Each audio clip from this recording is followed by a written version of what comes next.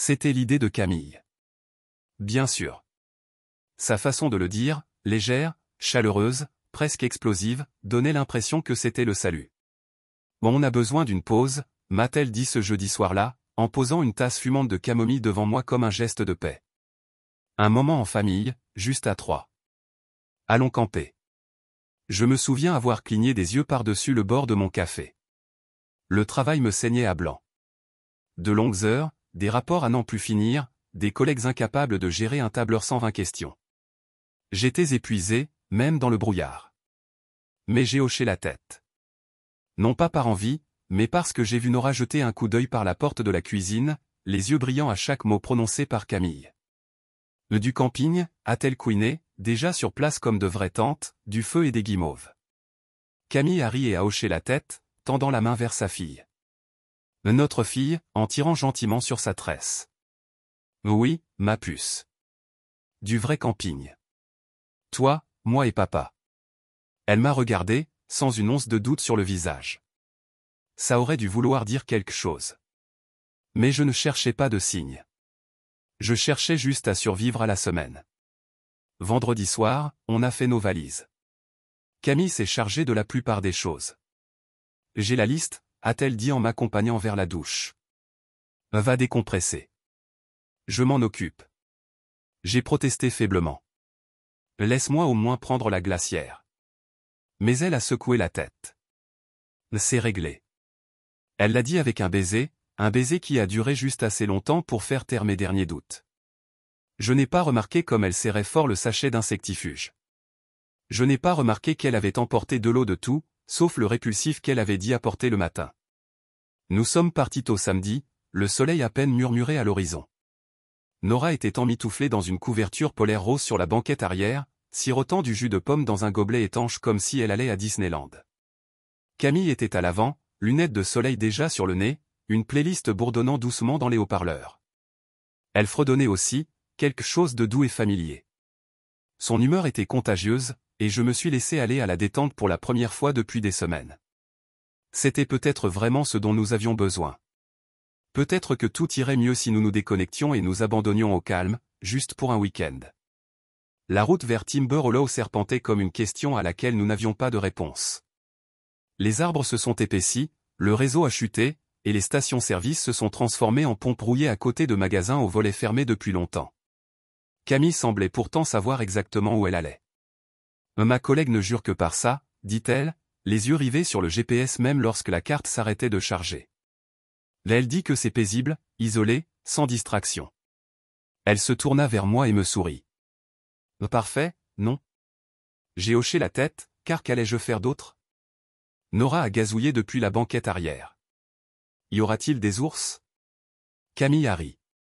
Pas d'ours, peut-être des écureuils, certainement des oiseaux. Nous avons quitté la route principale peu avant midi, cahotant sur un chemin de gravier qui menait à une clairière au bord d'un lac. Il n'y avait pas de poste de garde, pas d'autre tente, juste un panneau en bois indiquant Timber Hollow et un brasero entouré de rondins. L'eau miroitait doucement, intouchée par les bateaux et les nageurs. C'était étrange, un peu trop calme. Je suis sorti de la voiture, les bras tendus, essayant de me débarrasser du trajet et du malaise grandissant. Camille, tu es sûre que c'est bien ça? Je ne vois pas d'autres campeurs. Elle ouvrait déjà le coffre. Exactement. C'est le but. C'est parfait. Nous avons monté la tente ensemble. J'ai montré à Nora comment enfoncer les piquets pendant que Camille déroulait les sacs de couchage. Nous avons préparé des sandwichs au beurre de cacahuètes, allumé un petit feu et fait griller des marshmallows tandis que le soleil disparaissait derrière les arbres. Nora a chanté des chansons qu'elle avait apprises à l'école. Camille a tressé ses cheveux à la lueur du feu. Et moi, eh bien, je les ai regardés. Je me suis laissé aller à croire que nous étions en train de guérir. C'était peut-être toute la tension, les disputes sourdes, la froideur dans le regard de Camille ces derniers mois. C'était peut-être juste le stress. Et peut-être que ce week-end avait été le point de départ. Elle était magnifique. Inutile de mentir. Sa peau illuminait la lumière du feu comme une photo. Son sourire était naturel, authentique. Elle toucha mon genou, posa la tête sur mon épaule un instant tandis que Nora s'assoupissait sur ses genoux. Tu vois, murmura-t-elle. C'était une bonne idée. Je l'embrassai sur le côté de la tête. Oui, vraiment. Plus tard, alors que j'éteignais le feu et remontais nos affaires, elle se leva et s'étira. Je vais chercher l'insectifuge, dit-elle nonchalamment. Bon, on en aura besoin demain matin. Ils sont toujours pires après un incendie. J'acquiesçai distraitement, le dos tourné. Bien vu. Elle s'éloigna vers la voiture. Je ne l'avais jamais vue l'utiliser. Cette nuit-là, l'air était frais et immobile. Nora dormait recroquevillée contre moi, sa petite main serrant mon t-shirt. Camille était de l'autre côté de la tente, sa respiration douce et régulière. Je m'endormis lentement, écoutant le bruissement discret des feuilles et le chant occasionnel d'un hibou. C'était comme une paix. Le matin frappa comme un coup de marteau. Le cri de Nora me réveilla en sursaut. Son visage était rouge, marbré, criblé de bosses. Ses bras aussi. Je me relevai en titubant. Le même feu déchirait ma peau. Mon cou, mes bras, mes jambes, couverts de morsures, des dizaines, peut-être des centaines. Nora pleurait et se griffait les joues, sanglotant contre ma poitrine tandis que j'essayais de ne pas paniquer. Camille se redressa lentement, clignant des yeux comme si de rien n'était. « Oh non » dit-elle en rampant plus près. « Ma chérie, ça va ?» Pas une seule marque sur sa peau. Pas une seule. Je la fixais, incrédule, les bras palpitants de douleur, ma fille tremblant sur mes genoux. « Tu utilises le spray ?» demandai-je. Elle cligna des yeux. « Bien sûr, n'est-ce pas ?» Je ne répondis pas, car soudain, je n'avais plus confiance en la réponse que je voulais entendre. Nous arrivâmes juste après 11 heures. Le gravier craquait sous les pneus tandis que nous descendions les 3 sentiers. Chaque virage laissait place à des arbres plus denses, un silence plus épais, et une vague impression de remonter le temps. Timber Hollow n'était pas sur le GPS. Il n'était même pas sur la carte papier de Camille, qu'elle avait imprimée au cas où. Il n'y avait pas de véritable panneau, juste un morceau de bois usé accroché à une charnière sur lequel était écrit « Timber Hollow » et de la peinture blanche écaillée. En contrebas, une étendue d'herbe plate descendait en pente douce vers un lac bleu calme. Pas de campeurs, pas de règles affichées, pas de poste de garde forestier, ni de panneaux ni de feuilles. Juste le vide.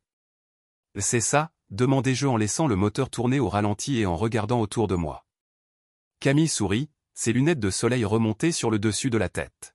« Parfait, non » dit-elle comme si elle dévoilait un paradis privé. Aucune distraction.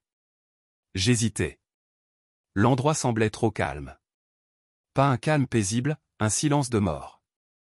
Le genre de silence qui vous fait instinctivement baisser la voix. Comme si même le bruit ne voulait pas s'attarder ici. Mais Nora détachait déjà sa ceinture. Un large sourire aux lèvres. « Je peux aider à monter la tente ?» demanda-t-elle, presque vibrante d'excitation. « Bien sûr, ma puce » répondis-je en sortant de la voiture et en m'étirant. J'avais mal aux jambes à cause du trajet et les épaules tendues, comme si j'avais contracté quelque chose d'invisible pendant tout le trajet. Je regardais à nouveau autour de moi, espérant apercevoir une autre voiture, une autre âme. Rien. Nous déballâmes lentement. Camille nous guida avec une précision surprenante. Mât de tente, sac de couchage, glacière, provisions. Elle acheta une nouvelle lanterne, une de ces lanternes rechargeables avec un crochet pour la suspendre et une lumière tamisée pour l'ambiance.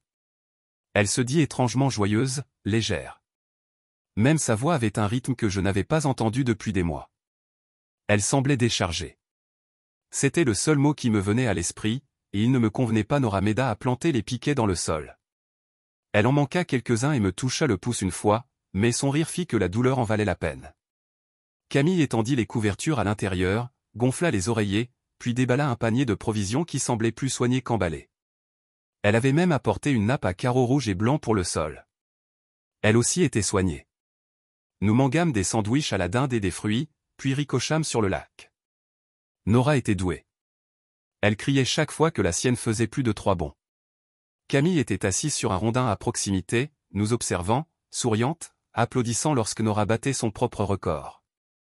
Elle était radieuse à cet instant, tirant doucement ses cheveux, le soleil se reflétant sur ses pommettes. Si j'avais pris une photo, on n'aurait jamais deviné les mois de froideur et de réponses saccadées. On aurait pu croire que cette femme était en paix, profondément amoureuse de l'homme qu'elle avait épousé et de la famille qu'elle avait contribué à fonder. Et peut-être que je voulais y croire. Peut-être que j'en avais besoin. Nous avons allumé un petit feu à la fin de l'après-midi. Camille l'a manié avec brio, comme elle l'avait fait une douzaine de fois auparavant. Je lui ai demandé quand elle avait appris, et elle a simplement répondu, un voyage universitaire. Un des rares où je ne me suis pas saoulé. Elle a ri et a jeté un sachet de guimauve. Nora a tendu son bâton trop loin et il a pris feu immédiatement. Nous avons tous ri lorsqu'elle l'a éteint et a dit, super bien cuit. Cette heure au coin du feu était comme un souvenir de carte postale. J'étais assis entre eux, un bras autour de leurs épaules, nos ombres dansant sur la toile de la tente derrière nous. Camille s'est penchée vers moi, a posé sa tête une seconde et a murmuré, « Je t'avais dit que ce serait bon. » Je me suis tourné pour l'embrasser sur la tempe, et elle n'a pas bronché. Cela aurait dû me réconforter. Au lieu de cela, j'ai senti cette tension dans mes épaules battre à nouveau, comme si je serrais quelque chose de creux. Plus tard, nous étions allongés dans la tente, les yeux rivés sur le plafond qui s'assombrissait. Les étoiles dehors étaient incroyables, plus brillantes que je n'en avais jamais vues, sans la lueur de la ville. Nous avons tour à tour deviné les constellations. Camille en a désigné quelques-unes d'une voix rêveuse et lente. Celle-ci, c'est Orion, et celle-là, c'est Cassie. Elle a tendu la main comme si elle pouvait les toucher. Ma mère me disait que ces étoiles étaient protectrices, qu'elles veillaient sur les gens loin de chez eux. Je lui ai jeté un coup d'œil. Tu n'es pas loin de chez toi. Elle a tourné la tête vers moi, son expression indéchiffrable dans l'obscurité. N'est-ce pas? Je ne savais pas quoi répondre, alors je n'ai rien dit. Au bout d'un moment, Camille s'est redressée et a bâillé. De l'anti-moustique, a-t-elle dit en époussetant son jean. J'ai failli oublier. On en aura besoin demain matin. Ces bois ressemblent à un centre de morsure. Je peux m'en procurer, ai-je proposé en m'approchant pour ouvrir le rabat de la tente. Elle m'a fait signe de ne pas le faire. Non, je l'ai rangé dans le compartiment avant. Je vais le chercher. Sa voix était toujours douce, mais une lueur d'insistance brillait dans ses yeux. Tu vas border Nora. J'ai hoché la tête. D'accord. Elle est partie, sa silhouette éclairée par la douce lueur des braises mourantes du feu, tandis qu'elle se dirigeait vers la voiture. Je me suis occupé du sac de couchage de Nora, tapotant doucement les bords et lui lissant les cheveux. Elle a murmuré quelque chose à propos des étoiles et s'est retournée. Camille est revenue 5 minutes plus tard, a déposé une petite bouteille verte près de la glacière et s'est glissée dans son propre sac de couchage. Elle n'a rien dit d'autre, embrassant simplement la tête de Nora, puis s'est détournée de moi et a fermé les yeux. J'ai fixé le plafond un long moment après cela, écoutant le vent, le bruissement des arbres, le léger clapotis de l'eau sur la rive. Quelque chose en moi ne cessait de me ronger. J'avais déjà fait des dizaines de voyages, des sorties en famille, des retraites scolaires, et même des nuitées d'affaires dans des endroits reculés, mais jamais je ne m'étais senti aussi dépaysé. Comme si j'étais entré dans une pièce où quelqu'un d'autre connaissait les règles et où je faisais semblant d'y être. Pourtant, je me disais que c'était juste le stress du travail, le stress, l'environnement inconnu, l'absence de réseau. J'ai fermé les yeux et me suis forcé à inspirer et expirer lentement. À un moment, je me suis endormi. À mon réveil, tout semblait anormal. Nora pleurait, pas un gémissement ni un cri. Je me suis redressé d'un bond, le cœur battant déjà fort, et j'ai sorti ma lampe torche. Nora, ma puce, qu'est-ce qui ne va pas? Son visage était rouge, gonflé, couvert de petites marques de colère. Elle se grattait les bras, le cou, des larmes coulaient sur ses joues. Papa, ça fait mal, sanglotait-elle. Ça brûle. Je me suis tendu vers elle, le cœur battant. Ma propre peau s'est enflammée de douleur au moindre mouvement. Mes avant-bras, mon cou, et même mes jambes, à l'intérieur du sac de couchage, étaient couverts de morsures. Je suis sorti en titubant de la tente, haletante, en regardant le motif sur mon corps, des points en relief, des cloques, des centaines, comme du feu sous ma peau. Je me suis tourné vers Camille. Elle s'est redressée lentement, clignant des yeux à cause de la lumière. « Et qu'est-ce qui se passe » a-t-elle demandé d'une voix neutre. « Tu as utilisé le spray » ai-je aboyé, me retenant à peine. « Tu l'as mis, Nora » Elle a cligné des yeux à nouveau. « J'ai cru que tu allais le faire. » Je l'ai laissé là. J'ai ensuite saisi le flacon et vérifié l'étiquette. Il avait l'air correct, mais j'avais déjà utilisé cette marque. La texture était bizarre. L'odeur était trop faible. Je l'ai débouché, j'ai reniflé. Pas même une trace de deux. Camille n'a pas bougé. Elle m'a juste regardé, emmitouflée dans son sac de couchage, comme si elle assistait à un spectacle. J'ai pris une inspiration. Tu n'as pas été mordu. Elle n'a pas répondu. Pas une seule marque sur sa peau. Pas une seule. Et à cet instant, j'ai compris que ce n'était pas un accident. Ça ne l'avait jamais été. Nora a pleuré tout le long du trajet. Ses sanglots ont commencé par de petits hoquets, étouffant l'essence tandis qu'on la poussait sur la banquette arrière. Mais une fois sur la route principale, ce sont devenus des cris à plein poumon qui ont déchaîné la voiture comme des sirènes. « Papa, j'ai mal », répétait-elle sans cesse comme un disque rayé. « Papa, arrête. » J'ai serré le volant plus fort, la mâchoire serrée. La lame de ma propre sueur piquait les marques saillantes le long de mes avant-bras. J'avais l'impression que ma peau bouillonnait sous mes manches, rouge, cloquée, à vif à force de me gratter. Je ne pouvais m'en empêcher. Mes doigts me faisaient mal, pas seulement à cause des morsures, mais à cause de la tension qui les enroulait comme un étau. La douleur était partout. À l'extérieur, certes, mais aussi plus profonde. Dans ma poitrine, au creux de mon ventre, et surtout, à l'endroit où le doute s'était doucement installé depuis la veille. Camille était assise au fond avec Nora, sa voix douce et sirupeuse, effleurant le front moite de notre fille. « Bien sûr, ma puce, on est presque à la maison. Tu es si courageuse. » Sa main caressait la jambe de Nora en petit cercle, réconfortante, maternelle, et pourtant je ne pouvais m'empêcher de la regarder immobile, sans broncher, sans se gratter. Ses bras pâles étaient impeccables. Pas de gonflement, pas de rougeur, pas de réaction, pas une seule morsure. « Ça va, là-bas » demandai-je en m'efforçant d'avoir un ton décontracté, même si j'avais l'impression que ma gorge se serrait. Elle leva les yeux, surprise que je lui ai parlé. « Je vais bien. » Quelques morsures, peut-être, mais rien de comparable à toi, Pérura. Elle claqua la langue avec sympathie. J'aurais aimé être plus prudente avec le spray. Encore ce mot, peut-être. Elle le prononça avec ce même haussement d'épaule qu'elle utilisait toujours quand elle ne voulait pas être coincée. Comme si l'effet était facultatif. Comme si son implication n'était qu'une note de bas de page dans le désordre de quelqu'un d'autre. Je n'ai rien dit. J'ai continué à rouler. Chaque kilomètre semblait plus long que le précédent. Comme si la voiture elle-même protestait contre le fait de ramener ceux qui nous attendaient à la maison. Je jetais souvent un coup d'œil au rétroviseur, non pas à la route derrière moi, mais au visage de Camille. Son air calme, presque ennuyé, était si posé. Nous avons atteint la sortie de la ville peu après 10 heures. J'ai quitté l'autoroute pour m'engager dans le premier parking des urgences que j'ai trouvé, mais il était fermé. « C'est un dimanche », disait un mot. J'ai juré dans ma barbe et j'ai fait demi-tour, ignorant la douce protestation de Camille qui disait qu'on devrait peut-être attendre le matin. J'ai dit, je l'emmène à l'hôpital. J'ai crié plus fort que je ne le voulais. Nora a de nouveau gémi, et je l'ai immédiatement regretté. Elle n'avait pas besoin d'avoir plus peur. Elle avait besoin de sécurité, d'assurance. D'un père qui avait des réponses. Camille n'a plus parlé. Elle a juste pris Nora dans ses bras et l'a légèrement bercée pendant que je conduisais. Encore 20 minutes. Voilà le temps qu'il m'a fallu pour arriver à l'hôpital Saint-Marquès. Le parking des urgences était, heureusement, à moitié vide. Je me suis garé de travers et j'ai laissé tourner le moteur. Nora était à peine consciente, le visage rouge et les yeux gonflés. Sa respiration était saccadée. J'ai couru vers elle et l'ai prise dans mes bras avant même que Camille puisse défaire sa ceinture de sécurité. « Je reste dans la voiture. » Camille m'a crié d'une voix légère, presque enjouée. « Tenez-moi au courant. » Je n'ai pas répondu. À l'intérieur, l'infirmière de triage a jeté un coup d'œil à Nora et nous a fait passer rapidement devant l'accueil. Un médecin est entré quelques minutes plus tard.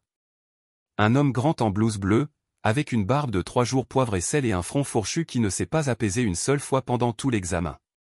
Il a posé des questions sur l'apparition des symptômes, les endroits où nous étions allés, ce qui avait été appliqué sur la peau. J'ai tout répondu honnêtement, sauf lorsqu'il m'a demandé si nous avions l'insectifuge. Je ne voulais pas que Camille s'en approche. Pas encore. Pas avant de savoir. Ce ne sont pas des piqûres de moustiques classiques, marmonna-t-il en soulevant doucement le bras de Nora et en le retournant pour examiner les zébrures groupées. Et à ce niveau de réaction, c'est toxique, surtout sur le visage et près des yeux. Si vous ne l'aviez pas amené, il n'aurait pas fini sa phrase. J'ai dégluti avec difficulté. Serait-ce une allergie? Peu probable, dit-il sans me regarder. Vous réagissez tous les deux. Même répartition, même inflammation. Ce n'est pas une réaction allergique isolée. Cela semble artificiel. C'est alors qu'il s'est penché vers moi, à voix basse. Avec qui êtes-vous allé camper? J'ai cligné des yeux. Ma femme et notre fille. Il n'a pas hoché la tête, n'a pas réagi, il m'a juste fixé du regard.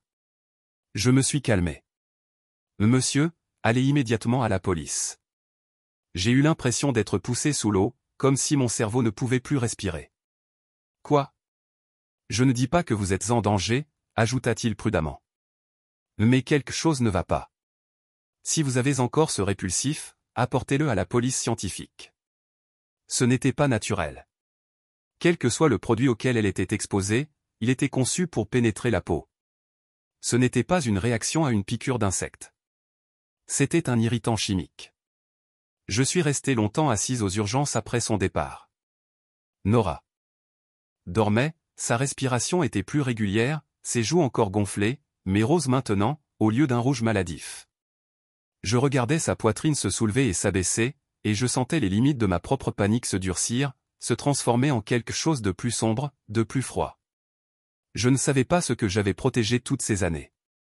Un mariage, un souvenir, l'image d'une femme qui n'existait plus. Je suis sorti sans un mot aux infirmières et j'ai trouvé Camille toujours dans la voiture, parcourant son téléphone, les jambes croisées comme si elle attendait une pédicure. Sa vue m'a frappé comme une claque. Sa sérénité, son détachement, sa peau parfaite et intacte. Elle a levé les yeux, un léger sourire. Comment se repose-t-elle? Ai-je demandé d'un ton neutre. Le médecin a dit que ce n'était pas des piqûres d'insectes. Cela a attiré son attention. Ses doigts se sont arrêtés en plein défilement. Oh, a-t-elle dit, c'était une sorte de produit chimique. J'ai continué, en observant son visage. Un produit toxique. Ses yeux ils ne se rétrécissaient pas. Ils ne s'élargissaient pas. Elle pencha juste légèrement la tête, comme si elle envisageait une nouvelle recette. Étrange, dit-elle. C'était peut-être quelque chose dans l'eau du lac. J'ai hoché la tête. Peut-être, mais ce n'était pas le cas. Je le savais, et elle aussi. Je ne lui ai pas adressé la parole pendant le reste du trajet. Nora dormait sur la banquette arrière, un linge frais sur le front, et je conduisais d'une main, l'autre lancinant contre le volant. Mes doigts étaient couverts d'ampoules et douloureux, mais je continuais à m'agripper au cuir, ayant besoin de cette douleur qui me rapprochait, de quelque chose de réel. À un feu rouge, je jetai un nouveau coup d'œil à Camille. Elle avait les bras croisés, les yeux fermés, comme si elle se sentait déjà dans une autre vie. Je ne me souviens plus de la musique qui jouait. Je ne me souviens plus du nom des runis des visages des gens que nous avons croisés. Je me souviens juste avoir pensé qu'elle avait emporté l'insectifuge elle-même. Elle a insisté. Elle a fait un double coup de pouce à la voiture. Elle l'a apportée à la tente et est partie la chercher pendant que j'étais distraite par Nora. Ce n'était pas une coïncidence. C'était planifié, précis, prémédité, et je n'avais aucune idée de la gravité de la situation. Pas encore. Mais j'allais le découvrir. Nous sommes allés directement aux urgences ce matin-là. Je ne suis même pas rentré chercher des vêtements de rechange ni laisser refroidir le moteur. Nora était encore faible, recroquevillée sous une couverture sur la banquette arrière, une compresse froide sur le visage. Elle n'avait pas parlé depuis que l'infirmière lui avait fait cette piqûre d'antihistaminique. Ses joues étaient rouges, ses yeux gonflés et sa peau semblait avoir été piquée par une centaine d'abeilles. La mienne n'allait guère mieux. J'avais les bras à vif, couverts d'ampoules comme s'ils avaient été grattés au papier de verre. Et Camille? Eh bien, Camille n'avait même pas l'air essoufflé. Je lui ai dit de rester dans la voiture. Je viens avec toi, a-t-elle proposé, en tendant déjà la main vers la poignée de la portière. Non, ai-je dit, plus sèchement que prévu. Tu vas juste nous ralentir. J'ai besoin de me concentrer. Ses lèvres s'entr'ouvrirent, confuses, offensées peut-être, mais elle hocha la tête. Bon, appelle-moi si tu as besoin de quoi que ce soit. Je ne me retournai pas. Je portais Nora à l'intérieur, un bras sous ses genoux, l'autre lui caressant le haut du dos comme lorsqu'elle était petite et s'écorchait les genoux en chassant des papillons. Mais ce n'était pas une égratignure. C'était autre chose. Quelque chose de pire. Quelque chose qui me serrait la poitrine à chaque respiration. La réceptionniste posa à peine une question avant de nous faire signe d'entrer dans l'aile pédiatrique. « Par ici », dit-elle, une pointe d'inquiétude dans la voix en regardant la peau marbrée de Nora. Will Page Dr. Rowe, le docteur Alan Rowe entra 15 minutes plus tard. Rasé de près, la quarantaine. Était-ce le genre de calme qu'on ne trouve qu'en voyant trop de chaos? Son regard passa de Nora à moi, puis revint à la chemise que l'infirmière lui tendait. Long week-end, demanda-t-il avec un demi-sourire, même si ses yeux me disaient déjà qu'il ne prenait rien de tout cela à la légère. Camping, dis-je, ma voix sec. Un creux forestier. Au milieu de nulle part. Il ne fit aucun commentaire, souleva simplement doucement le bras de Nora et commença à inspecter les marques. Son front se plissa presque aussitôt. Depuis combien de temps sont-elles là? Depuis tôt ce matin. Elle s'est réveillée en hurlant. C'est pire maintenant que lorsque nous les avons découvertes. Il hocha lentement la tête. Avez-vous appliqué du répulsif?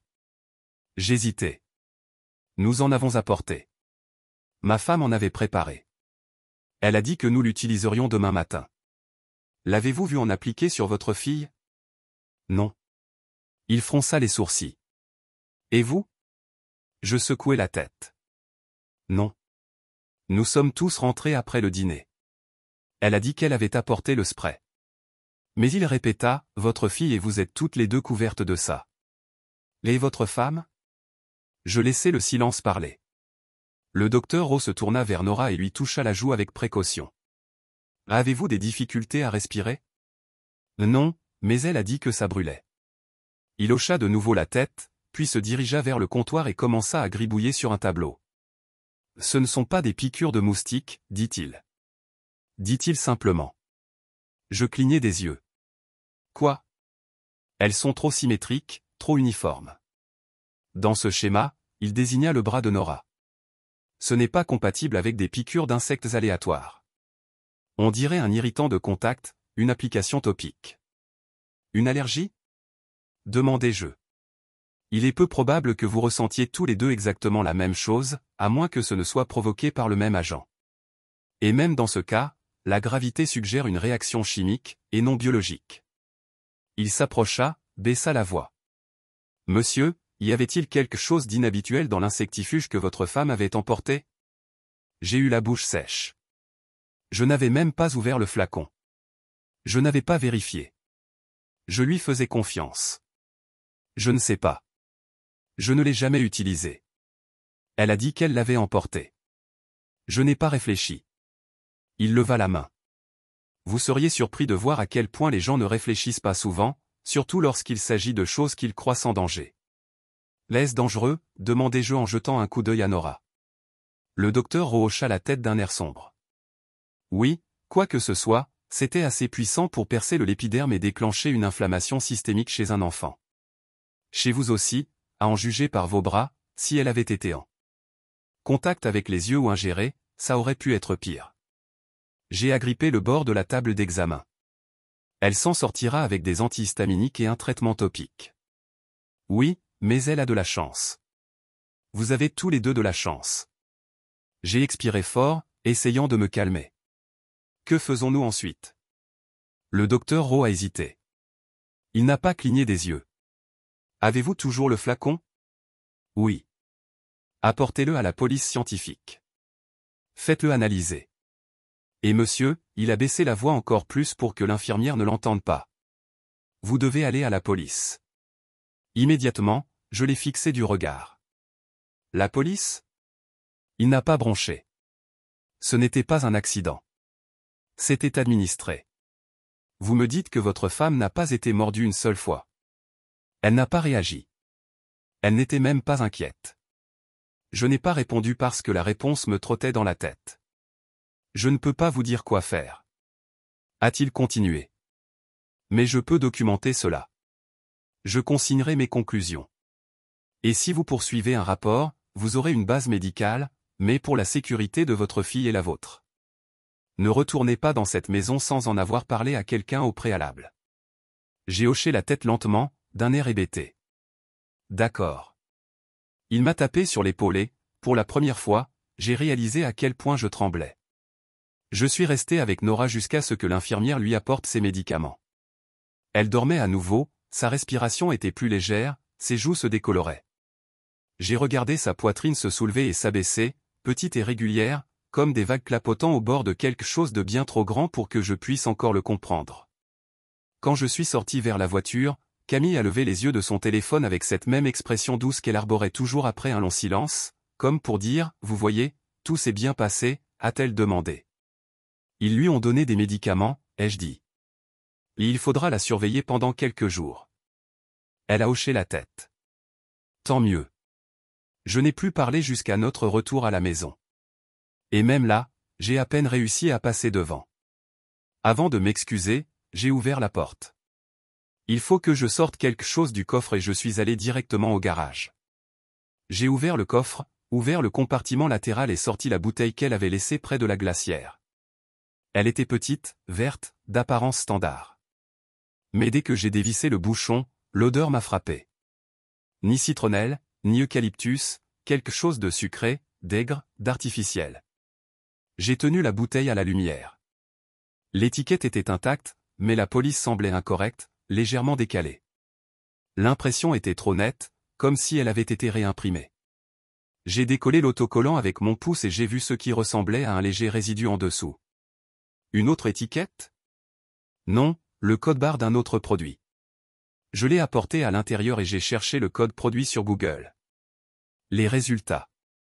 Un produit chimique cosmétique utilisé dans les essais en laboratoire. Un activateur de pénétration cutanée. Un produit utilisé dans les systèmes d'administration de poisons en médecine vétérinaire. J'ai failli faire tomber la bouteille. Camille était dans la cuisine en train de préparer du thé. « Ça va ?» a-t-elle demandé en levant les yeux. J'ai souri. À peine. Ouais, juste fatigué. Elle m'a tendu une tasse et, pour la première fois de notre mariage, j'ai regardé. J'ai été déçu par ce qu'elle m'avait donné et j'ai pensé, ne bois pas ça. Je me suis excusé, je suis allé dans la chambre, j'ai fermé la porte et j'ai regardé mon reflet dans le miroir. Les marques sur mes bras étaient enflammées, vives et irritées. Mais la vraie douleur était dans mon ventre, car maintenant, je n'étais plus seulement méfiant. Maintenant, je savais. Je savais qu'elle avait fait ça. Et je ne savais pas pourquoi. Pas encore. Mais j'allais le découvrir. Et quand je le saurais, quand j'aurais enfin compris la situation, je n'allais pas me taire. Je n'arrivais pas à y croire. Je ne voulais pas. Camille, ma femme depuis 9 ans. La femme qui a dansé pieds nus dans la cuisine quand notre premier prêt immobilier a été approuvé. Qui me chuchotait des choses dans le noir les nuits d'hôpital après la naissance de Nora. La femme qui a pleuré un jour quand j'ai reçu un gobelet en carton, car même la plus petite douleur ne devrait pas être la tienne. Cette même femme s'était tenue sous les arbres de Timber Hollow et nous avait regardé brûler, impassible, et pourtant, endormie à mes côtés comme ses mains. Je ne dégoulinais pas d'intention. Je suis rentré de l'hôpital avec Nora et j'ai fait semblant d'être juste fatigué. Camille a proposé de préparer une soupe, du poulet avec trop de gingembre, le genre de soupe qu'elle prétendait toujours avoir des vertus curatives. J'ai refusé, lui ai dit que j'avais besoin d'une douche. Elle m'a embrassé sur la joue, m'a appelé « bébé » et est allée voir comment allait Nora. Je l'ai regardé descendre le couloir d'un pas doux, avec l'aisance d'une mère expérimentée. Je trouvais ce genre de mouvement beau, fluide, posé, entendu. Maintenant, ça me donnait la chair de poule. Dès qu'elle a disparu dans la chambre de Nora, je me suis dirigé vers le coffre. Je savais ce que je cherchais, et je n'étais pas prêt à l'admettre. Mes mains ont bougé plus vite que mon cerveau, ouvrant la trappe, fouillant dans le bac de rangement, jetant des couvertures pliées et un ballon de foot à moitié dégonflé. Puis je l'ai trouvée, la bouteille verte. Elle était toujours là, bien fermée, l'étiquette propre et intacte. Je l'ai retournée dans ma main, le cœur battant. Je n'ai même pas eu besoin de la déceler. Je le savais déjà. Je me souvenais déjà de l'odeur de ce sucre artificiel chimique, sans mordant. Pas de citronnelle, pas d'eucalyptus, juste cette légère odeur de poison stérile qui persistait longtemps après sa disparition. Je l'ai emporté à l'intérieur comme une bombe et je l'ai posé sur le plan de travail de la cuisine. Camille était toujours avec Nora, alors j'ai sorti mon ordinateur portable et j'ai de nouveau cherché le code-barre du produit. Le composé chimique qui était apparu provenait d'une étude vétérinaire, un agent de transfert cutané utilisé pour administrer des médicaments au bétail par voie cutanée. Ce même composé était interdit à la consommation dans 3 États. L'étiquette posée dessus, une contrefaçon. Je le savais maintenant. Pas de numéro de série, pas de site web du fabricant correspondant, juste un mensonge parfait, imprimé et plastifié. J'ai fixé l'écran un long moment. La sueur me piquait la nuque. Mon rythme cardiaque avait pris un rythme qui lui était propre. Irrégulier, lourd, délibéré. Chaque coup sourd résonnait avec la prise de conscience que quelqu'un avec qui j'avais construit une vie m'avait regardé dans les yeux, embrassé ma fille. Sur le front et tenté de nous effacer comme une ligne sur une page. J'ai entendu la porte de la chambre s'ouvrir. « Et dis donc » a crié Camille d'un ton décontracté. « Elle dort. Tu veux manger quelque chose ?» Je ne me suis pas retourné. Pas faim. Elle est entrée dans la pièce, a resserré son peignoir et s'est appuyée contre l'encadrement de la porte. « Ça va ?» Je vais mieux, ai-je dit. Elle s'est approchée et s'est servie du thé de la bouilloire qu'elle avait laissé à feu doux. Aucune tension, aucun changement de ton. Je ne sais pas à quoi je m'attendais. Peut-être un tressaillement, un bégaiement, une pointe de culpabilité quand son regard a croisé le mien. Mais Camille n'a pas bronché. Je me suis tourné vers elle. Elle sirotait sa tasse, me regardant comme si j'étais une collègue qui demandait la météo. « Mais tu as pris l'insectifuge ?» ai-je demandé. Elle a cligné des yeux. « Ouais, je te l'avais dit. Tu avais dit qu'on l'utiliserait demain matin. » Une autre gorgée. Bien. Nora et moi sommes couvertes de piqûres. De marques chimiques. Le médecin a dit que ce n'était pas des moustiques. Elle a haussé les sourcils. Pas de panique. Par curiosité polie. Oh. Il a dit qu'on devrait aller à la police. Cela l'a fait réfléchir, mais pas longtemps. Elle a ri. Un rire discret, essoufflé, comme si je venais de raconter un rêve bizarre. Tu plaisantes. Pas moi. Elle a posé la tasse. Et alors? Tu crois que j'ai empoisonné notre fille? C'est ce qu'on fait maintenant? Je l'ai regardé fixement. Je ne sais pas ce que tu as fait, Camille. Mais je sais ce que tu n'as pas fait. Tu ne t'es pas fait piquer. Pas une seule fois. Elle a croisé les bras, son sourire s'estompant. Tu crois vraiment que je lui ferai du mal? C'est ça qui me tue, ai-je murmuré. Parce que je ne sais plus. Je ne sais pas ce qui se passe vraiment avec toi. Sa bouche a tressauté. Alors, tu écoutes un truc surmené. Eudoc était bras démangeaison et décidé que je suis soudainement un monstre. Après tout, je me suis avancé. Il a dit que le spray avait été falsifié. Elle se moqua. Il a tort. Je l'ai utilisé sur moi-même. Peut-être que vous avez juste eu des réactions. Vous l'avez utilisé. J'ai interrompu. Puis montre-moi. Montre-moi une bouchée. Montre-moi n'importe quoi. Elle a gelé pendant une demi-seconde. Son masque a glissé. Juste un clin d'œil, mais je l'ai vu. Une ombre dans ses yeux. Puis elle a roulé ses manches. Peau parfaite. Peut-être que je ne réagis pas comme vous, dit-elle tranquillement. Est-ce un crime maintenant? Je lui ai tenu le regard. Vous n'avez pas dit nous. Vous avez dit Nora. Pourquoi demanderiez-vous si je pensais que vous la blesserez mais que vous ne me mentionnez pas? Ses lèvres se séparèrent, mais rien ne sortait. Cela m'a brisé, dis-je, la voix tremblant. Pas les piqûres, pas le médecin. Toi, quand tu as dit son nom comme je n'avais pas d'importance, comme si j'étais déjà parti, elle regarda. Puis quelque chose en elle s'est installé. Pas de panique, pas de déni, juste une sorte calme de démission. Elle soupira, se dirigea vers le réfrigérateur, sortit une bouteille d'eau froide. « Tu penses que je ne le remarque pas ?» dit-elle sans me regarder. La façon dont vous me regardez ces derniers temps, comme si vous attendiez que je gâche, comme si vous construisiez un cas. Je ne l'étais pas, dis-je. Pas jusqu'à présent. Elle a tourné. Alors, quelle est la prochaine étape, hein? Vous allez appeler les flics sur votre femme? Vous voulez Nora dans les salles d'audience, les interviews, la famille d'accueil. Elle ne sera pas en famille d'accueil? J'ai cassé. Parce que je vais la protéger de toi. Camille acquiesça lentement. Puis, avec une clarté troublante, elle a dit, vous avez toujours été dramatique. J'ai ri, sec, amer. Et vous avez toujours été prudent, mais pas assez prudent. Elle ramassa à nouveau son thé. Je vais me coucher. Vous devriez aussi. Ça a été une longue journée. Et juste comme ça, elle est sortie de la cuisine comme la conversation ne s'est jamais produite. Comme si notre mariage n'avait pas seulement brisé au milieu d'un vide-chambre. Je me tenais là pendant longtemps, regardant la porte qu'elle a disparu. Tout en moi voulait crier, jeter quelque chose, aller réveiller Nora et courir. Mais je ne l'ai pas fait. J'ai attendu. Ensuite, je suis allé au garage, j'ai attrapé le bordel, je l'ai scellé dans un sac et je l'ai placé à l'arrière de ma voiture. Ensuite, j'ai ouvert le tiroir où nous avons gardé les documents, le dossier que Camille n'a jamais touché et retiré le certificat de naissance de Nora, les dossiers médicaux et l'acte à la maison. Je n'allais plus la confronter. J'allais construire mon cas parce que quoi que Camille ait prévu, cela ne commençait pas à Timber-Hollow. Cela a commencé bien avant. Le détective Ingor Master avait le genre de regard qui vous a fait en sorte que vous devinez votre propre vérité. Pas parce qu'elle était cruelle ou suspecte. Elle ne l'était pas. Elle a juste eu ce calme trouvant. Comme si elle pouvait entendre tout ce que vous ne disiez pas, encore plus fort que ce que vous étiez.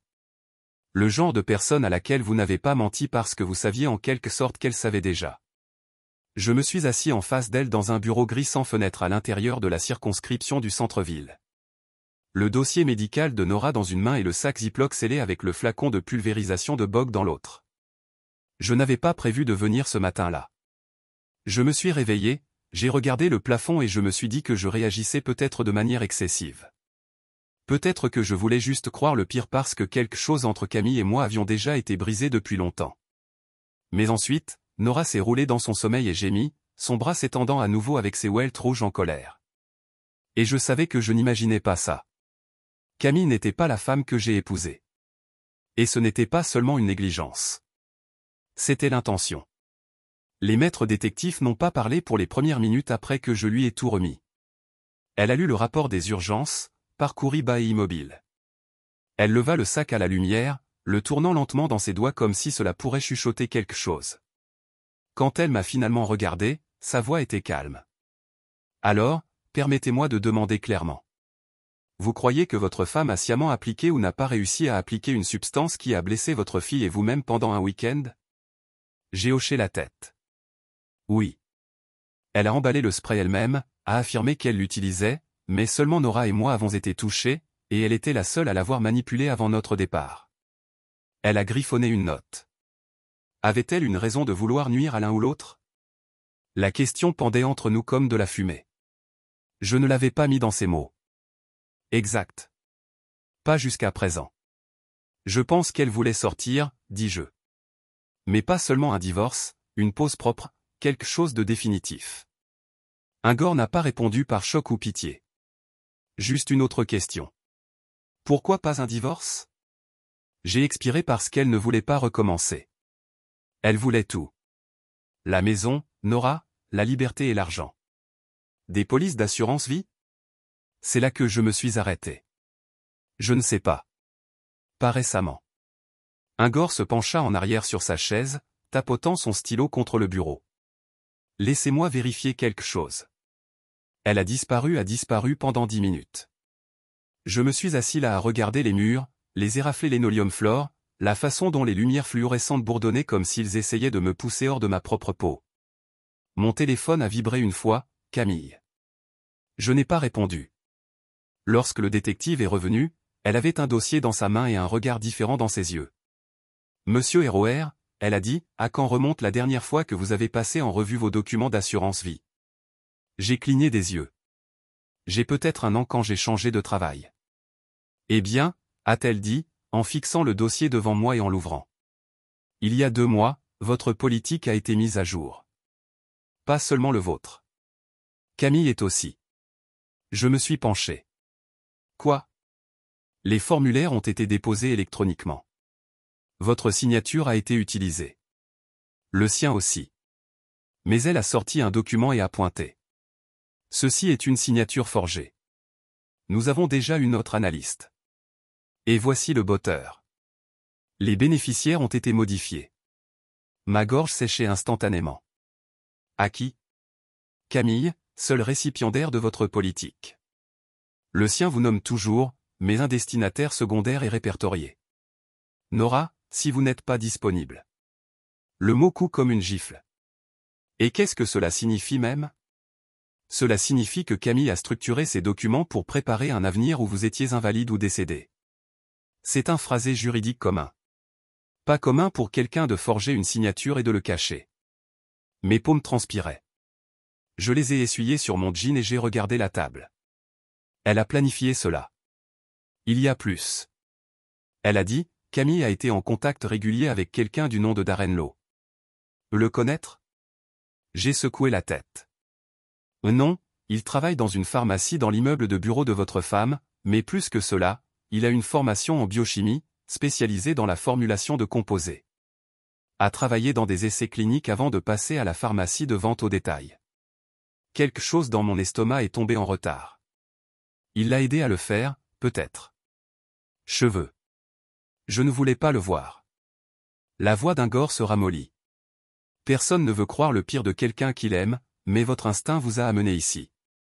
Qui compte? Elle plissa les mains. Voici ce que nous allons faire. Nous soumettons le spray à notre laboratoire médico-légal.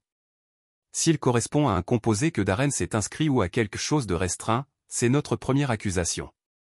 Nous glissons également tout paiement sur ces politiques épinglant une enquête. Et nous avons signalé le passeport de Camille au cas où elle essaierait de fuir.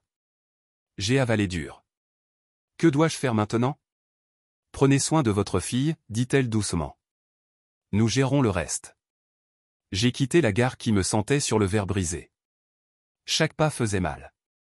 Chaque respiration portait le poids de la trahison que je n'avais pas pleinement acceptée jusqu'à ce moment. Camille avait forgé ma signature, conspiré avec quelqu'un derrière mon dos, m'a ciblé et Nora comme si nous étions des pièces d'échecs dans un jeu qu'elle voulait gagner sans nettoyage, et j'avais partagé un lit avec elle hier soir. Je suis rentré chez moi et je me suis tenu dans le couloir pendant longtemps. Je pouvais entendre Nora ronfler doucement dans sa chambre. Camille était au téléphone dans le salon en riant de quelque chose. Je suis entré et elle a rapidement mis fin à l'appel. Vous voilà, a-t-elle dit. Tout va bien? J'ai hoché la tête lentement. Ouais, je viens de faire des courses. Elle inclina la tête. Tu as l'air pâle. Longue journée. Elle est venue, m'a frotté l'épaule. Peut-être que nous pouvons planifier un autre week-end. Faites les choses correctement cette fois. Je n'ai pas répondu. J'ai laissé ses mains assises là comme un poids et j'ai imaginé ce que cela ferait. Ils ont trouvé Camille le lendemain matin, à 50 milles dans une petite ville appelée Creedidge, juste au-dessus de la ligne du comté. Elle était dans un guichet automatique entre une laverie et un magasin de vape, portant un sweat à capuche que je n'avais jamais vu auparavant. Des lunettes de soleil perchaient sur son visage comme elle pensait que c'était suffisant pour effacer qui elle était. Les images de surveillance lui ont montré que le tirage de l'argent de 3 comptes distincts, les miens, les siens et que je ne savais même pas existants. Elle avait l'air calme, méthodique. Il n'y avait pas de panique dans ses mouvements, pas de regards agités sur son épaule. Elle ne courait pas. Elle était en transition. Les détectives l'ont récupérée avant de pouvoir reprendre l'autoroute. Dans le siège passager de sa voiture, ils ont trouvé un sac de bouchons noirs prédisés. À l'intérieur, 2 téléphones de brûleur, un coussin de prescription de forge, 6 changements de vêtements, près de 10 000 en espèces et un petit kit de toilette qui comprenait un passeport avec une photo modifiée et un nom de famille différent. Hawthorne. Camille Hawthorne. Elle n'avait pas juste voulu partir. Elle était déjà partie. Ils l'ont amenée avant midi. J'ai reçu l'appel de détective Master pendant que j'étais assis dans la cafétéria de l'hôpital en regardant Nora Pox se procurer ses crêpes. Nous l'avons, dit-elle simplement. Voulez-vous être ici lorsque nous l'avons amenée pour le traitement? J'ai regardé ma fille, ses bras encore bandés, son appétit revenant lentement. Elle dessinait quelque chose sur sa serviette. Bâton de figure. Un chien. Peut-être quelque chose de normal. Non, j'ai dit que je devais être ici. Compris, a-t-elle répondu. Mais je pensais que tu devrais savoir. Beaucoup de détention aussi. Il a craqué. J'ai gelé. Fissuré? Dit qu'il parlerait. A avoué le tout. Le composé, la méthode de livraison, même le motif. Dit Camille ne pouvait plus le supporter. Dit qu'elle était fatiguée de faire semblant. Je n'ai pas répondu tout de suite. Mes yeux sont restés verrouillés sur le dessin de Nora. Une grande personne, une petite se tenant la main. Pas de troisième figure. Monsieur ORC, je suis là, dis-je tranquillement. Elle ne sortira pas, Master ajouté. Bien en assurez-vous. J'ai raccroché et j'ai souri à Nora quand elle leva les yeux. Vous voulez rentrer à la maison, gamin? Elle hocha la tête. Avons-nous aussi des crêpes à la maison? Vous pouvez avoir des crêpes à tout moment, je lui ai dit. Même pour le dîner. À notre retour, j'ai allumé le téléviseur juste pour le bruit de fond. Je ne voulais pas de silence. Les murs de la maison avaient l'impression de nous regarder tout le temps. Le mobilier, le tapis, même les putains de portraits de famille se sentaient mal maintenant, comme s'ils avaient pris le mensonge avant moi. J'ai obtenu le rapport complet plus tard dans la soirée. Darren Lowe avait été arrêté dans son appartement. Selon les officiers, il a replié moins de 20 minutes. Aucun avocat, pas de combat, ne le relie, pas de voix.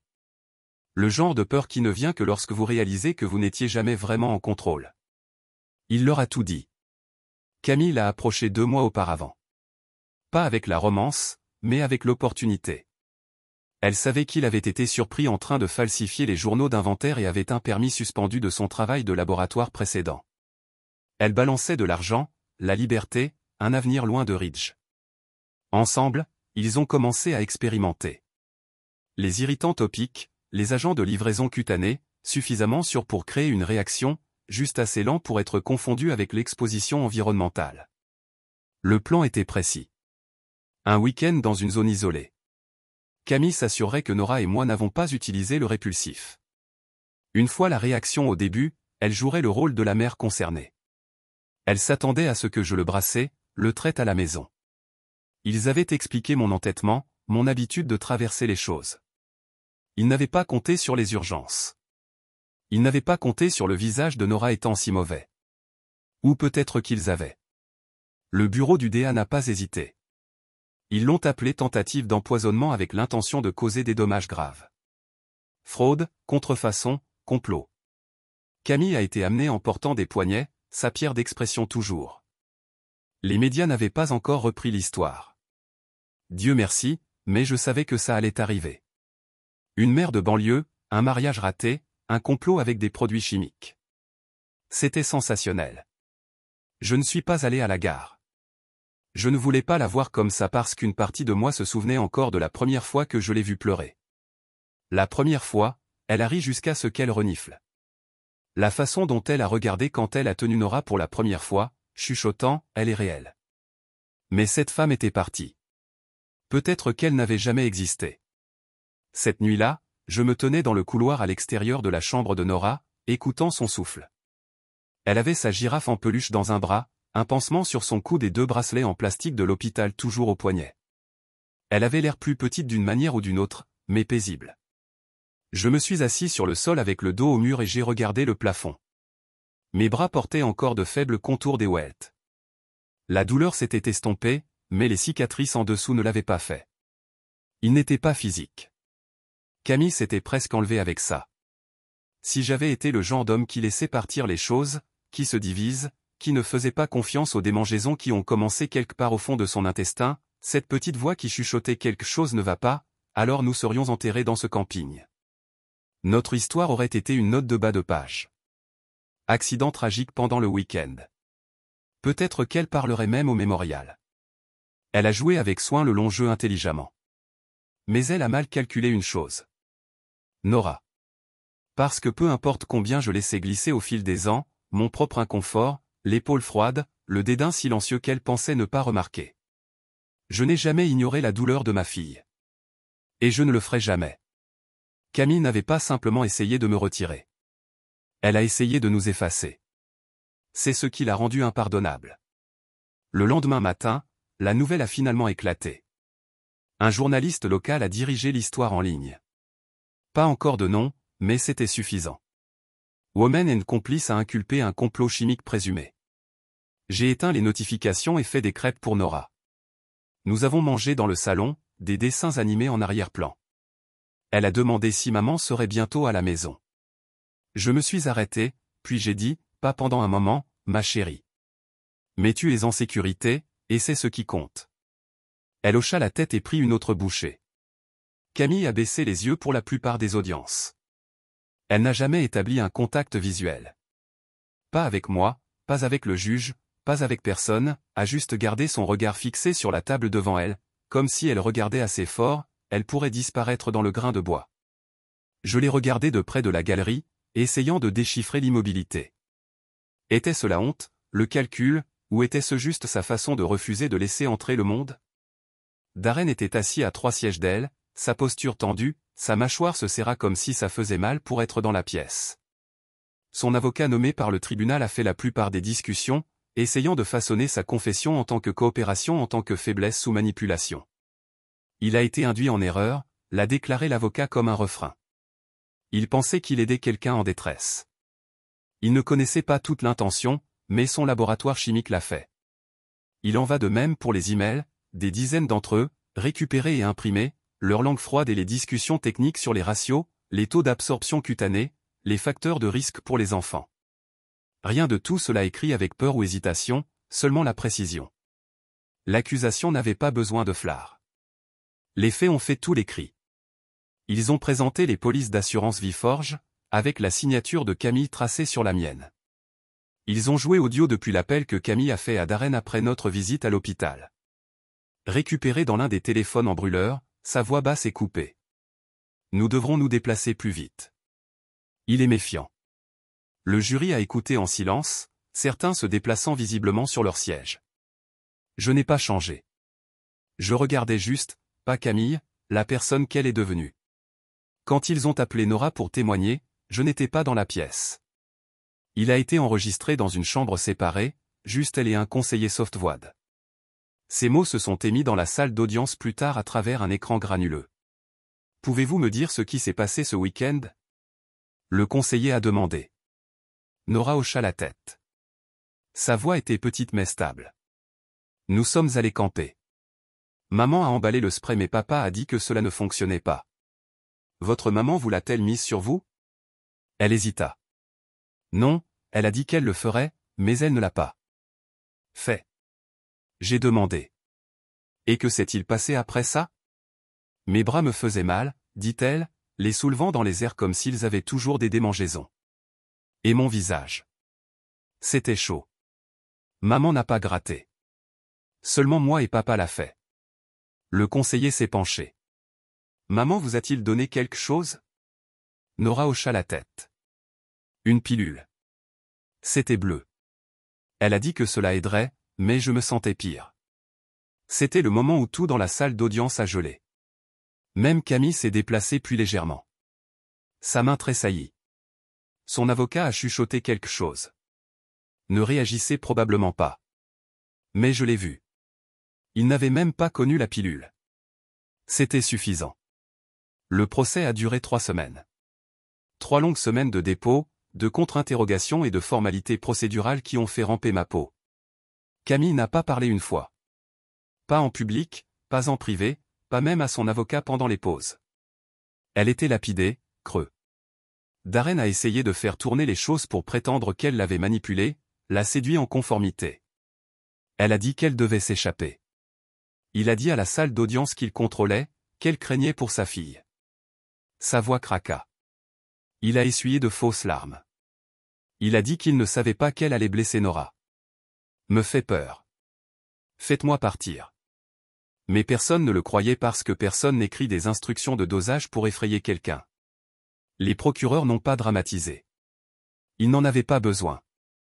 Ils l'ont appelé ce que c'était, une trahison calculée. Une mère et son co-conspirateur planifiant une élimination lente et indétectable d'un seul homme exerçant une nouvelle vie, son mari et l'enfant qui portait son nom de famille. Le jour où le verdict est venu, je me suis assis au premier rang. La salle d'audience était froide, chaque toux et ruisseau faisant écho comme si elle n'appartenait pas. Le juge a lu les accusations. Tentative de meurtre, de fraude, de mise en danger des enfants, de complot. Camille, toujours dans son costume beige pressé, regardait toujours, ne tressaillait pas quand le verdict sonna. Coupable 18 ans.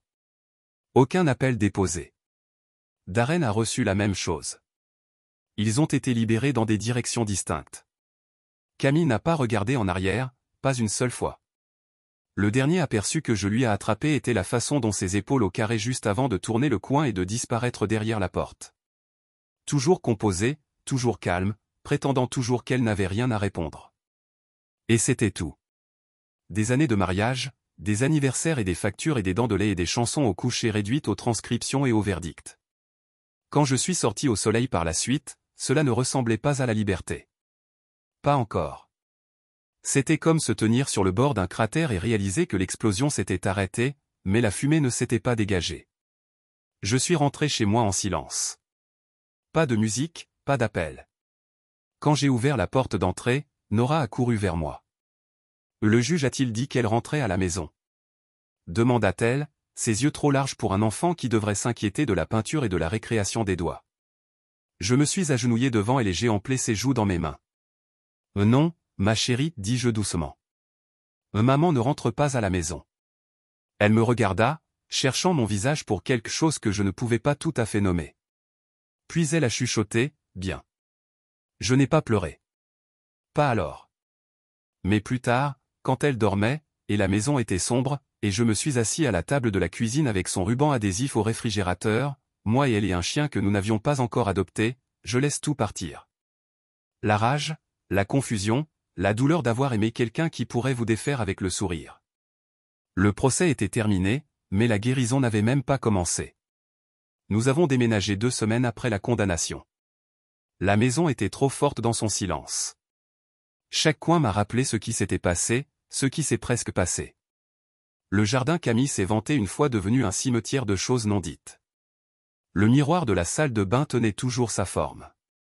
La cuisine sentait comme son parfum, peu importe le nombre de fenêtres que j'ai ouvertes. Je ne voulais pas que Nora grandisse dans un endroit hanté par quelqu'un qui a essayé de l'effacer. Nous avons donc quitté une ville calme appelée Maplewood, à 2 heures au sud. Assez loin pour que personne ne reconnaisse nos visages. Assez près pour que nous ne nous cachions pas. J'ai trouvé une location de 2 chambres avec une petite cour clôturée, des planchers de bois franc grincheux, et suffisamment de soleil pour avoir l'impression peut-être, juste peut-être, nous pourrions recommencer. La première nuit, Nora se tenait au milieu de sa nouvelle pièce, tenant sa girafe, les yeux scannant les murs nus. « C'est calme » a-t-elle dit. « Trop calme » demandai-je. Elle secoua la tête. « Non, juste en sécurité. » J'ai souri, bien que quelque chose en moi ait un peu craqué. La façon dont elle l'a dit, en sécurité, comme si elle apprenait seulement ce que cela signifiait. Je l'ai inscrite à l'école sous un nouveau nom de famille. Rookstead, Camille ne l'a pas fait. Je ne voulais pas que les professeurs hésitent quand ils ont vu les articles de presse. Je ne voulais pas que les enfants chuchotaient les choses dans les couloirs. Je voulais qu'elle soit à nouveau un enfant. Juste un enfant. Pas la fille dont la maman est allée en prison. Pas la fille dans la vidéo de la salle d'audience. Juste Nora. Son premier jour, elle portait une chemise jaune avec de minuscules étoiles dessus et une paire de baskets violettes. Nous avons choisi ensemble. Elle m'a tenu la main plus serrée que d'habitude lors de la promenade en classe. Je me suis agenouillé à côté d'elle à la porte et j'ai chuchoté, « Tu n'as personne d'autre que toi. » C'est suffisant. Elle hocha la tête, les yeux écarquillés, courageux de cette manière calme qu'elle a toujours été. L'enseignante, mademoiselle Callahan, était à voix douce et en quelque sorte, elle s'est accroupie au niveau de Nora et a dit « Bienvenue dans l'équipe de l'une », quoi que cela signifiait. Nora sourit. J'ai presque pleuré du soulagement. À la maison, j'ai mis en place nos nouvelles routines. Petit déjeuner à 7 ans, tresse et chaussures à 7h30. Travailler les emails sur muet jusqu'à après le décrochage. J'ai trouvé un travail faisant de la distance de dépannage. Juste assez d'heures pour payer le loyer et l'épicerie, juste assez pour être disponible quand elle avait besoin de moi. Je ne voulais rien manquer. Plus maintenant. La thérapie a commencé le mardi. Nous deux. Les séances de Nora étaient ludiques. Jeux de marionnettes et crayons, livres d'histoire sur les sentiments. Les miens étaient plus silencieux. Pas de crayon. pas de marionnette. Juste une femme nommée Elena qui n'a pas clignoté quand j'ai dit des choses comme « j'aurais dû la voir venir ». Ou « comment dites-vous à un enfant que sa mère ne le voulait pas ?» Toutes les vérités ne viennent pas à la fois, m'a dit Elena. Certains arrivent lorsque nous sommes assez forts pour les tenir. Je ne me sentais pas fort. Je me sentais creux, comme Camille avait récupéré des parties de moi que je n'avais toujours pas trouvées. Mais je me suis présenté chaque semaine. J'ai parlé. J'ai pleuré une fois, 2 fois, et lentement le poids s'est déplacé. Pas parti, mais ne m'écrase plus. Le cauchemar est toujours venu. Parfois, je me réveillais dans une sueur froide, entendant la voix de Camille dans ma tête. Parfois, c'était le bruit de Nora qui pleurait, seulement pour la trouver dorme paisiblement à côté de moi. D'autres fois, j'ai vu cette bouteille verte dans mes rêves, son étiquette se décoller, elle a parfumé la gorge. Mais chaque fois que je me levais, je l'ai vérifié. J'ai fait du café. J'ai préparé le déjeuner parce que j'étais toujours là. Et elle aussi. Un samedi, Nora est entrée dans la cuisine pendant que je frottais la vaisselle et a dit « Pouvons-nous obtenir un chien ?» J'ai cligné des yeux, éteignant l'eau. Un chien. Elle hocha la tête. Maman n'aimait pas les chiens. Mais nous le faisons. Ce n'était pas une question. C'était une déclaration, et elle avait raison. Une semaine plus tard, nous avons trouvé Daisy, Half-Lab, la moitié de quelque chose de sauvage et maladroit. Elle a sauté sur les genoux de Nora au refuge et a refusé de bouger. Cela a été fait au moment où ils se sont regardés. Daisy dormait à côté d'elle de la nuit, aboya au facteur, chassait des feuilles dans l'arrière-cour. Elle est devenue l'ombre de Nora, et la mienne aussi. Nous avons passé le dimanche au parc, les mercredis à la bibliothèque et tous les soirs avec une nouvelle histoire au coucher. Nora a cessé de demander quand maman rentrait à la maison. Elle a commencé à lui demander si nous pouvions visiter la plage cet été, si je pouvais tresser ses cheveux comme Miss Callahan, si Daisy pouvait avoir son propre bol pour les glaçons. Elle guérissait. Pas instantanément, pas parfaitement, mais elle fleurissait d'une manière que je n'avais pas vue depuis des années. Une nuit, après une tempête de pluie, nous nous sommes assis sur le porche en écoutant de l'eau goutte à goutte des gouttières. Nora pencha la tête sur mon bras et chuchota, « Pensez-vous que les gens peuvent être bons et mauvais en même temps ?» J'y ai réfléchi pendant un long moment. Je pense que les gens font des choix, ai-je dit. Et parfois ils choisissent de blesser les autres, mais ceux qui nous aiment, ils choisissent de protéger. Elle hocha la tête. Mais tu me protégeons. J'ai toujours souri. Elle n'a rien dit pendant un moment. Il suffit de caresser la fourrure de Daisy. Puis doucement, elle a dit, « Alors nous sommes de bonnes personnes. » C'était comme un verdict, comme une bénédiction. Plus tard dans la semaine, j'ai ouvert un document vierge sur mon ordinateur. Je ne savais pas encore ce que j'écrivais. Peut-être une lettre, peut-être un journal, peut-être un avertissement, mais j'ai commencé à taper de toute façon. J'ai écrit sur Camille, sur Timber Hollow, sur l'odeur de la fausse citronella et la façon dont l'étiquette a décollé comme une peau, à propos du moment où j'ai réalisé qu'elle avait dit Nora, pas nous. Sur le silence qu'elle portait comme une seconde peau pendant le procès. J'ai tout écrit parce que je ne voulais pas oublier. Pas par amertume, mais par clarté. Parce qu'au moment où j'ai oublié à quoi ressemblait le danger, j'arrêtais de reconnaître la sécurité. Et la sécurité, j'apprenais, ressemblait beaucoup au rire de Nora lorsque Daisy a volé sa chaussette. Ou la façon dont elle a couru dans mes bras lors de la camionnette de l'école comme si elle ne m'avait pas vu depuis des années. Ou la façon dont elle m'a appelé sa personne préférée dans un dessin de classe qui vivait maintenant sur notre réfrigérateur. Je n'étais pas encore entier. Peut-être que je ne le serai jamais, mais j'étais entièrement présent. Honnêtement, enfin, et cela suffisait. Une soirée tranquille, Nora et moi nous sommes assis bouclés sur le canapé, un bol de pop-corn à moitié mangé entre nous, un dessin animé scintillant à l'écran. La lumière de la télévision peignait des blouses doux sur son visage. Ses cheveux un enchevêtrement de boucles d'où Daisy avait niché sa tête. Je n'avais pas l'intention de rester debout si tard, mais quelque chose à propos de ce silence, le genre facile et simple valait la peine d'être conservé. Nous ne courions pas. Nous ne regardons pas par-dessus nos épaules. Nous étions juste ici. Nora se pencha contre moi, ses jambes repliées sous une couverture avec des planètes dessus. Elle l'a choisi elle-même dans le magasin Thrift Downtown. Mais les blessures ont tendance. Nora en avait trop vu, perdu trop. Mais elle était là, enroulée à côté de moi, ne demandant pas si nous serions jamais entiers, mais si ce que nous avions était réel. J'ai serré la main doucement, la plus réelle que j'ai jamais connue. Elle sourit, une petite, mais pleine. Plein de quelque chose que je n'avais pas vu depuis longtemps. Paix. Quelques minutes plus tard, elle s'est endormie contre mon côté, sa tête se levant et tombant à chaque souffle. Je l'ai portée au lit, faisant attention de ne pas la réveiller, la rentra, lui embrassa le front. Daisy était déjà enroulée dans son endroit habituel au pied du lit. J'ouvrais à peine pour reconnaître la routine nocturne. Je me suis tenu dans l'embrasure de la porte pendant un certain temps en les regardant. Ma fille, mon rappel que quelque chose de bon pouvait encore exister après que tout ait brûlé. Je ne voyais plus les yeux de Camille en elle. J'ai vu sa propre force, sa propre douceur. Elle devenait sa propre histoire et j'ai été honoré d'y être. Cette nuit-là, pour la première fois en plus d'1 an, je dormais sans crainte. Je ne me suis pas réveillé. Je n'ai pas cherché les ombres. Je n'ai pas rejoué des images d'audience ni rêvé d'étiquettes de pelage ou de traces fantômes sur les planchers de cabine. J'ai juste dormi parce que Nora était en sécurité. Parce que Camille était enfin hors de portée. Et parce que quelque part entre les fissures de tout ce qui s'est cassé, nous avons trouvé quelque chose de réel. Nous nous avons trouvés.